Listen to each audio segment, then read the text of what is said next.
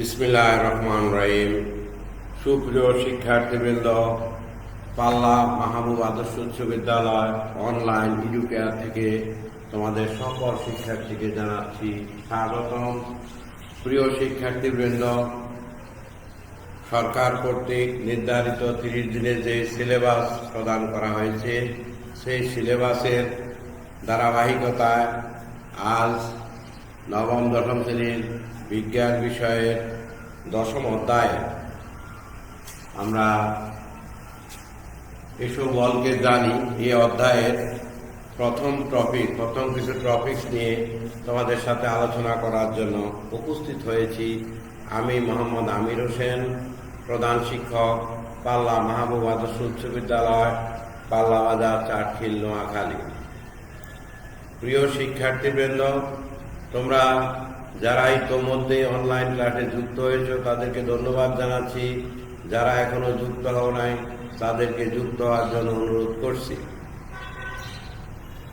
শিক্ষার্থীবৃন্দ, সম্মানিত অভিভাবক মণ্ডলী এবং আজকের এই অনলাইন ক্লাস যারা দেখছেন তাদের সকলকে সালাম, শুভেচ্ছা জানিয়ে অনলাইন ক্লাসটি শুরু করছি। আমাদের আজকের শ্রেণী হলো নবম দশম, বিষয় হলো বিজ্ঞান, অধ্যায় 10। আজকের পাঠের বিষয় হলো এসব বলকে জানি। তোমাদের 10ম অধ্যায়ে এই অধ্যায়ে আমরা আজকে যে বিষয়গুলি আলোচনা করব সেটা হলো, দেখো, পাঠের বিষয় আমরা আলোচনা করব আজকে ধাক্কা, জড়তা, নিউটনের গতির সূত্র, তারপরে F=ma যে সূত্র ব্যবহার করে আর সূত্র প্রয়োগ করে আমরা কিছু গাণিতিক সমস্যার সমাধান করব। প্রিয় শিক্ষার্থীবৃন্দ, এই অধ্যায় থেকে আজকে আমরা এই পাঠগুলি, এখানে যে 5টি পাঠ আমরা নির্ধারণ করেছি, 5টি অংশ। প্রথমটা হলো ধাক্কা, তারপরে হলো জড়তা, এরপরে নিউটনের গতি বিষয়ক সূত্র এবং দ্বিতীয় সূত্রের প্রমাণ F=ma সূত্র প্রয়োগ করে আমরা কিছু গাণিতিক সমস্যার সমাধান করব। তাহলে চলো আমরা এবার শিক্ষার্থী বন্ধুরা আমরা আমাদের পাঠ শুরু করছি। আমাদের প্রথম পাঠের প্রথমটাই হলো ধাক্কা। আমরা জানি কোনো বস্তুকে যদি আমরা বল প্রয়োগ করি, ঠেলা দিই বা ধাক্কা দিই, তাহলে বস্তু কি হয়? তাহলে এই বস্তুর অবস্থার পরিবর্তন ঘটে। ধাক্কা হলো কোনো বস্তুর উপর অন্য বস্তুর বল প্রয়োগ করাটাই হচ্ছে ধাক্কা। আবার বলছি, কোনো বস্তুর উপর অন্য বস্তুর বল প্রয়োগ করাটাই হচ্ছে ধাক্কা। কোনো বস্তুর উপর অন্য বস্তুর বল প্রয়োগ করা হচ্ছে ধাক্কা। তারপরে আসো, ধাক্কাকে আবার অনুসরণ ঠেলাও বলে থাকি। এরপরে হলো জড়তাটা কি? জড়তা খুব ইম্পর্টেন্ট। বল প্রয়োগ না করা পর্যন্ত বস্তু যে অবস্থায় আছে, সেই অবস্থায় থাকতে চাওয়ার প্রবণতাই হচ্ছে জড়তা। আবার বলছি, বল প্রয়োগ না করা কোনো বস্তুতে, যদি যেমন একটা টেবিলের উপর একটা ডাস্টার পড়ে আছে, যদি এটাকে কোনো বল প্রয়োগ করা না হয় তাহলে এটা চিরকালে পড়ে থাকবে, এই অবস্থায় থাকবে, সেইটা থেকে আর সরবে না। অর্থাৎ বল প্রয়োগ না করা পর্যন্ত বস্তু যে অবস্থা থাকতে চাওয়ার যে প্রবণতা, এই প্রবণতাই হচ্ছে জড়তা। জড়তা 2 প্রকার, একটা হলো স্থিতি জড়তা, আর হলো গতি জড়তা। গতি জড়তা। এখন আমরা দেখব স্থিতি জড়তা কাকে বলে। স্থির বস্তু স্থির থাকার যে প্রবণতা, তাকে স্থিতি জড়তা বলে। গতিশীল বস্তু গতিশীল অবস্থা থাকার যে প্রবণতা, তাকে বলা হয় গতি জড়তা। তাহলে আমরা আবার একটু আলোচনা করি। ধাক্কা হলো কোনো বস্তুর উপর বল প্রয়োগ করলে, যদি অন্য বস্তু যে বল প্রয়োগ করা হয়, কোনো বস্তুর উপর অন্য বস্তুর যে বল প্রয়োগ করা হয় তাকে আমরা ধাক্কা বলব। এরপরে জড়তা, বল প্রয়োগ না করা পর্যন্ত বস্তু যে অবস্থা আছে সেই অবস্থায় থাকতে চাওয়ার প্রবণতাই হচ্ছে জড়তা।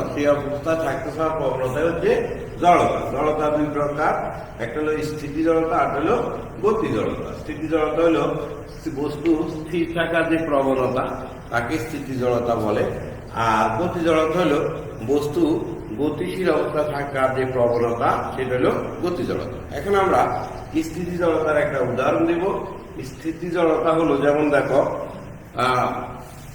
থেমে থাকা বাস বা স্থির অবস্থা থাকা কোনো বাসে যখন যাত্রী উঠে চালক যখন বাসটা চালানি শুরু করে, অর্থাৎ চলন্ত বাস চলতে শুরু করে, তখন যাত্রীরা কি হয় পিছনের দিকে ফেলে পড়ে। এটা হলো স্থিতি জড়তার জন্য। আর গতি জড়তা হলো একটি চলন্ত বাস, এর উদাহরণ হলো একটি চলন্ত বাসে চলার সময় হঠাৎ করে যদি কোথাও ব্রেক কষা হয় তাহলে যাত্রীরা দেখা যায় সামনের দিকে ঝুঁকে পড়ে। এটা হলো জড়তার উদাহরণ।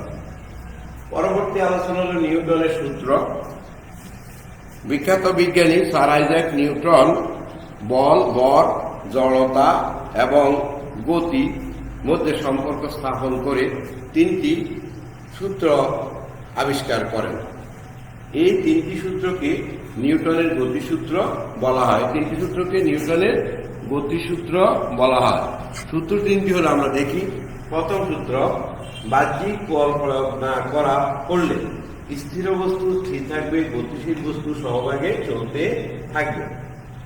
এটাকে প্রথম সূত্রটাকে আবার জড়তার সূত্র বলা হয়। প্রথম সূত্রটাকে আরেক নাম হলো জড়তার সূত্র। বাহ্যিক বল প্রয়োগ না করলে স্থির বস্তু স্থির থাকবে, গতিশীল বস্তু সহভাগে চলতে থাকবে। দ্বিতীয় সূত্র হলো বস্তুর ভরবেগের পরিবর্তনের হার বস্তুর উপর প্রযুক্ত বলের সমানুপাতিক। এখানে প্রযুক্ত বলের সমানুপাতিক বা সমান লিখলে হবে বস্তুর ভরবেগের পরিবর্তনের হার বস্তুর উপর প্রযুক্ত বলের সমানুপাতিক। তৃতীয় সূত্র হল প্রত্যেক ক্রিয়ার একটি সমান ও বিপরীতমুখী প্রতিক্রিয়া আছে। প্রত্যেক ক্রিয়ার একটি সমান ও বিপরীতমুখী প্রতিক্রিয়া আছে। তাহলে আমরা আলোচনা 3টা অংশ আলোচনা করলাম। আবার একটু আলোচনা করি। দেখো, ধাক্কা হলো কোনো বস্তুর উপর অন্য বস্তুতে বল প্রয়োগ করে, তাকে আমরা ধাক্কা বলি। জড়তা হলো বল প্রয়োগ না করা পর্যন্ত স্থির বস্তু স্থির থাকবে এবং গতিশীল বস্তু যে অবস্থা আছে সেই অবস্থা থাকবে। অর্থাৎ বল প্রয়োগ করা না করা পর্যন্ত বস্তু যে অবস্থা আছে সেই অবস্থা থাকতে চাওয়ার যে প্রবণতা তাকে আমরা বলবো, সেই প্রবণতা তাকে বলবো আমরা কি জড়তা। জড়তাকে দুইভাবে ভাগ করা, একটা হলো স্থিতি জড়তা আর একটা হলো গতি জড়তা। স্থিতিশীল বস্তু স্থির থাকার যে প্রবণতা সেটা হলো স্থিতি জড়তা, আর গতিশীল বস্তু গতিশীল থাকার যে প্রবণতা সেটা হলো গতি জড়তা। স্থিতি জড়তা উদাহরণ আমরা বলছি, একটি স্থির বাস যখন হঠাৎ চলতে শুরু করে তখন যাত্রীরা পিছনের দিকে ফেলে পড়ে। এটা হলো স্থিতি জড়তার জন্য। আবার সেই চলন্ত গাড়িতে যদি হঠাৎ করে ব্রেক কষা হয় তাহলে দেখা যাবে যাত্রীরা সামনের দিকে ঝুঁকে পড়ে। এটা হলো গতি জড়তার জন্য। এবার আমরা আলোচনা করলাম নিউটনের সূত্র। বিজ্ঞানী নিউটন বল, ভর, জড়তা এবং গতি ইত্যাদির সাথে সম্পর্ক স্থাপন করে 3টি সূত্রের আবিষ্কার করেন। এই 3টি সূত্রকে নিউটনের গতিসূত্র বলা হয়। সূত্রগুলির প্রথম সূত্র, বাহ্যিক বল প্রয়োগ না করলে স্থির বস্তু স্থির থাকবে, গতিশীল বস্তু সমবেগে চলতে থাকবে। এই সূত্রের আরেক নাম হল জড়তার সূত্র। দ্বিতীয় সূত্র, বস্তুর ভরবেগের পরিবর্তনের হার বস্তুর উপর প্রযুক্ত বলের সমানুপাতিক। তৃতীয় সূত্র, প্রত্যেক ক্রিয়ার একটি সমান ও বিপরীতমুখী প্রতিক্রিয়া আছে। প্রত্যেক ক্রিয়ার একটি সমান ও বিপরীতমুখী প্রতিক্রিয়া আছে। এখন আমরা দেখব, প্রমাণ করব নিউটনের দ্বিতীয় সূত্র হইতে F m a প্রমাণ করব আমরা এখন নিউটনের দ্বিতীয় সূত্র ব্যবহার করে।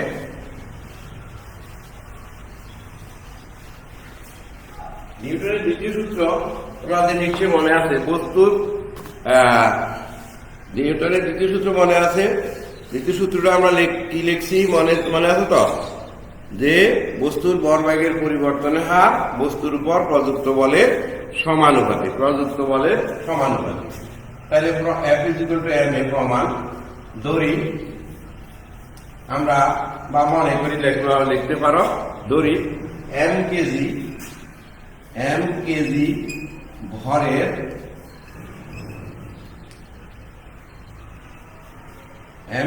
ভরের একটি বস্তুর আদি ব্যাগ u metre per second, m kg ভরের একটি বস্তুর আদি ব্যাগ u metre per second. T সময় পরে, টি সেকেন্ড সময় পরে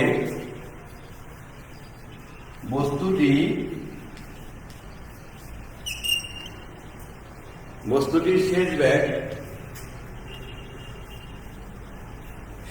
bag v metre per second. আমরা এভাবে লিখি মিটার পার সেকেন্ড। টি সময় পরে বস্তুটির শেষ ব্যাগ হলো শেষ ব্যাগ বি মিটার পার সেকেন্ড। তাহলে বস্তুটির আদি ভর ব্যাগ হবে ভর ইন্টু ব্যাগ, অর্থাৎ এম ইন্টু ইউ সমান এম ইউ। তারপরে বস্তুটির শেষ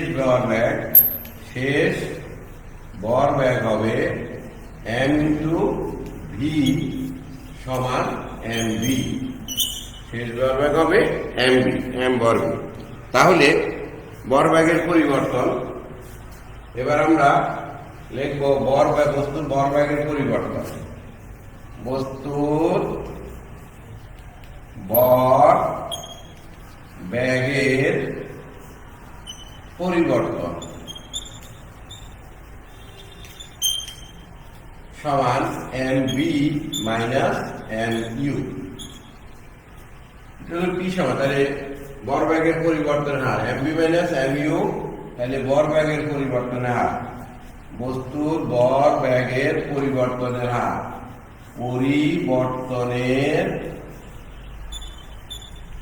হার সমান M v minus m u divided by টি।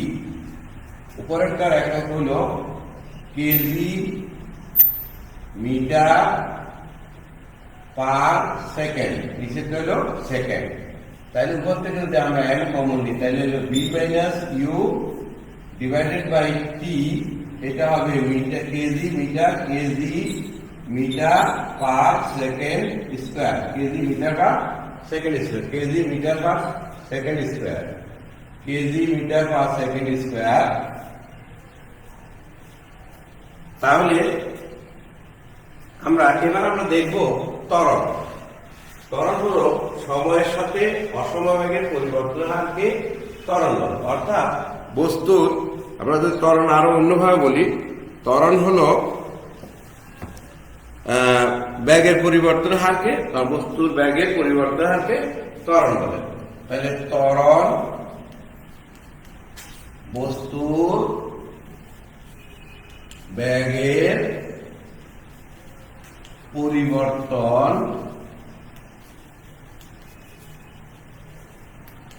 হারকে ত্বরণ বলে।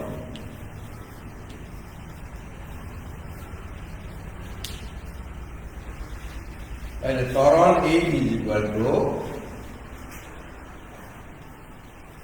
ত্বরণ এ সমান v minus u divided by t. এটা হবে একক হবে মিটার পার সেকেন্ড স্কোয়ার। তাহলে এখন আসো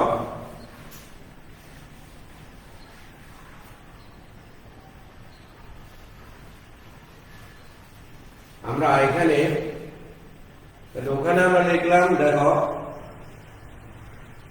আমরা যদি ওখানে এম ভরের কোন বস্তু আমরা এম কেজি না লিখি যে এম ভরে লিখতাম, তাহলে ওখানে লেখা যায় যে এরকম, দেখো আমরা ওখানে লিখছিলাম এরকম পরিবর্তন, ভর ব্যাগের পরিবর্তনের হার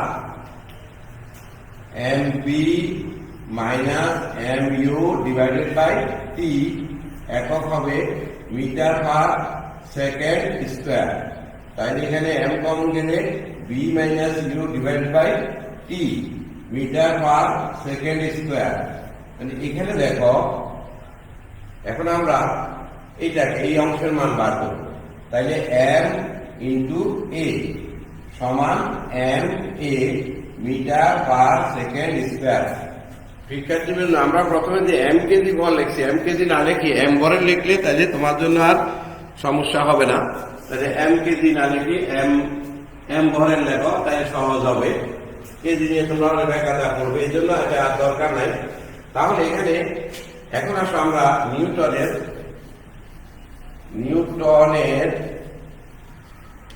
গতির দ্বিতীয় সূত্র হতে পাই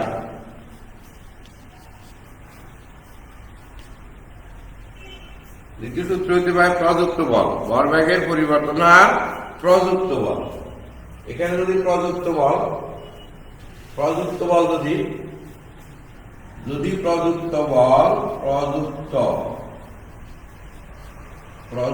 বল F হয়,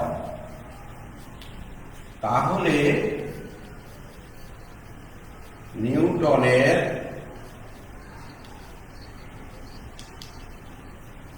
গতির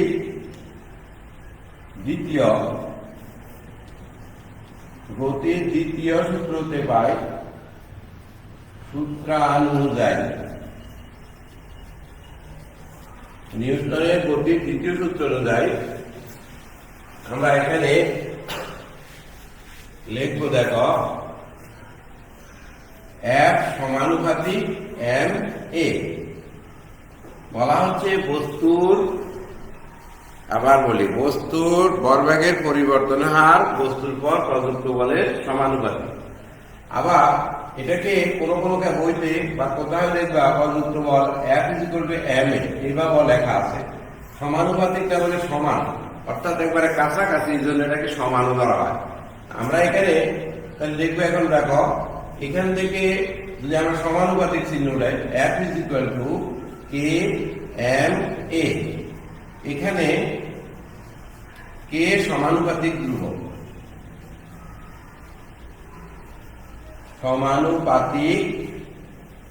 ধ্রুবক,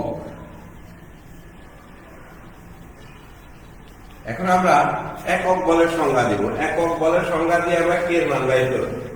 যদি একক বল সেই বল যাহা একক করে, দেখো একক বল সেই বল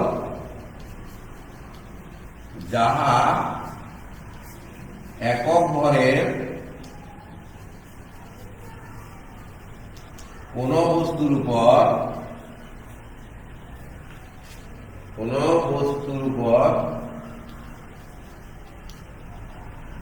উপর ক্রিয়া করে। একক বল সেই বল যাহা একক বলে কোন বস্তুর উপর ক্রিয়া করে একক ত্বরণ সৃষ্টি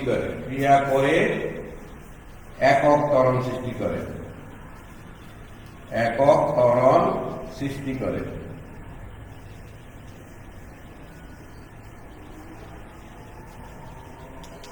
অর্থাৎ যদি একক বল সেই বল যা একক বলে, যদি m বলের জায়গায় যদি m এক একক হয়, বস্তুর উপর ক্রিয়া করে যদি একক ত্বরণ অর্থাৎ এর মান 1 হয়, m এর মান 1 এবং এর মান 1 হয়, তাহলে আমরা f এর মান প্রযুক্ত বল f এর মান 1 হবে, f এর মানও 1 হবে। তাহলে F = k m a। তাহলে দেখো f এর মান 1, k এর মান 9 ইন্টু m এর মান 1, এর মান 1, বা 1 = k বা k = 1। তাহলে এখন আমরা যদি এই সূত্রে এখানে যাই, দেখো সুতরাং F সমান k m a। তাহলে বা F = k এর মান 1 into m a m a। প্রমাণিত।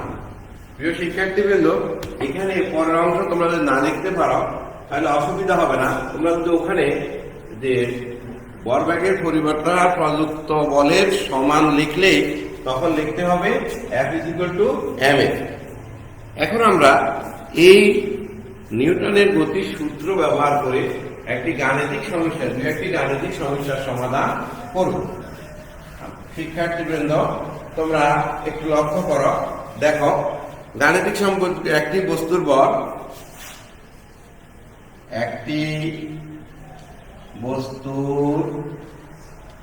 ভর 20 কেজি। একটি বস্তুর ভর 20 কেজি। এর উপর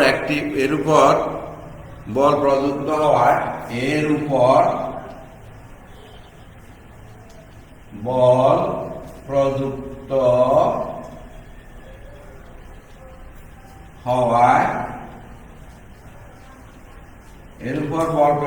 হওয়ায় ত্বরণ হলো 2 মিটার পার সেকেন্ড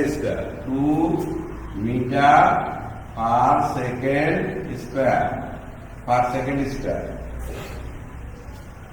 অথবা আমরা যদি এইভাবে 2 মিটার পার সেকেন্ড স্কয়ার, তাহলে প্রযুক্ত ত্বরণ হলো এত। তাহলে বাইরে দেবো কি, এখানে প্রযুক্ত বলের মান নির্ণয় করো। প্রযুক্ত বলের মান নির্ণয় করো।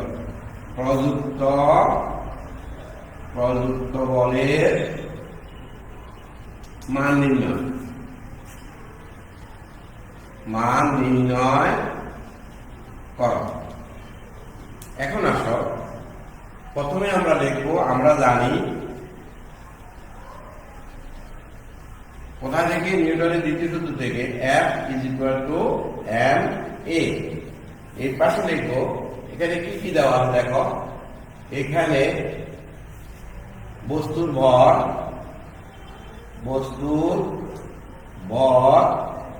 m = 20 KG.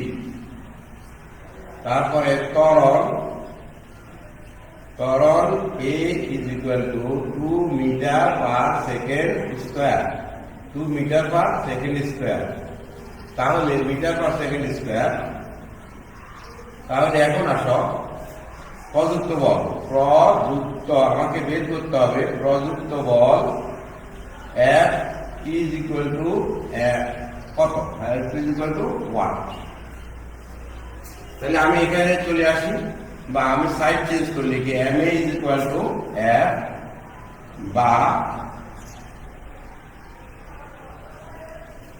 সাইড চেঞ্জ করার কোনো প্রয়োজন হবে না। তাহলে আমরা এইভাবে করি, দেখো m এর মান বসাবো। এখন মান বসাই দিব। মান হলো, এখানে দেখো m এর মান হলো 20 কেজি ইন্টু এর মান হলো 2 metre per second square.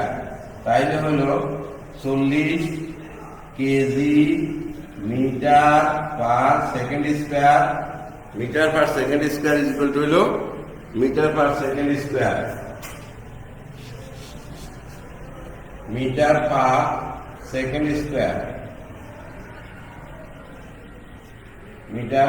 Second square. তাইলে হবে 40 নিউটন, অর্থাৎ KG metre per second square সমান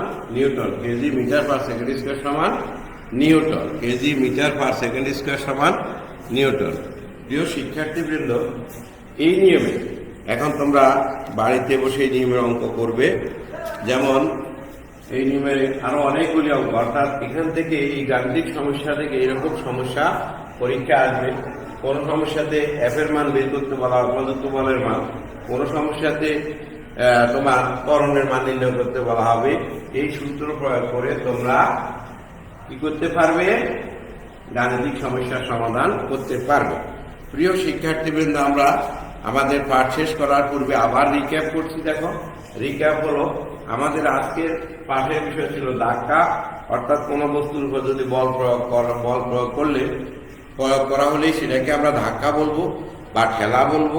তারপরে জড়তা বলছি, জড়তা হলো যে বস্তু চিরকাল স্থির থাকার যে প্রবণতা সেটাই জড়তা। জড়তা দুই প্রকার, একটা হলো স্থিতি জড়তা, একটা গতি জড়তা। এরপর আমরা নিউটনের সূত্র নিয়ে আলোচনা করছিলাম। নিউটনের সূত্রে তিনটা সূত্রের কথা বলছিলাম।